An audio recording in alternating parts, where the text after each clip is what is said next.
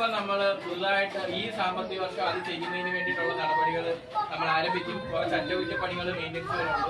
പിന്നെ ഇതിനകത്തെ കുറച്ച് പെയിന്റിങ് കാര്യങ്ങൾ നമുക്ക് വൃത്തിയാക്കി ചെയ്യാം.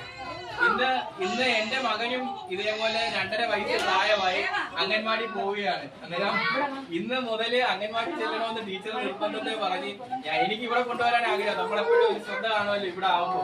അന്നേരം അവിടുത്തെ ടീച്ചർ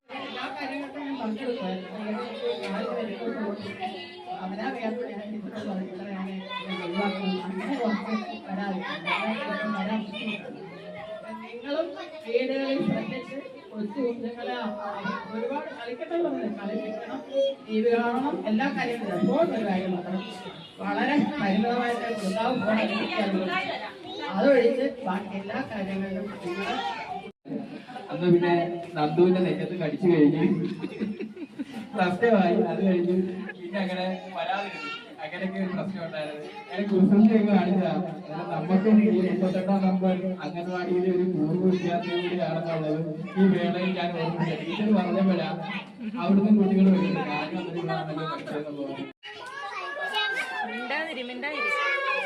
2-3 മെമ്പേഴ്സ് ഉണ്ട്.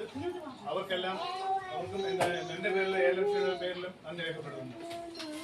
അവരിവിടെ എത്തിച്ചേർന്ന എല്ലാവർക്കും, എല്ലാ മെമ്പേഴ്സിനും, രക്ഷാകർത്താക്കൾക്കും, കുട്ടികൾക്കും എല്ലാവർക്കും നന്ദി രേഖപ്പെടുത്തിയിട്ടുണ്ട്.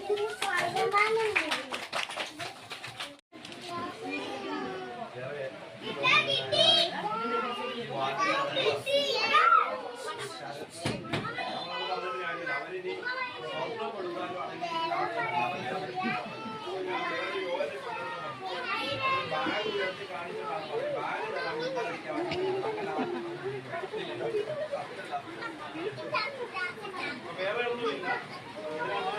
നമ്മുടെ സർക്കാർ അംഗൻവാടികളെ നിലനിർത്തുന്നത് നിങ്ങളെ പോലുള്ള അമ്മമാരാണ്.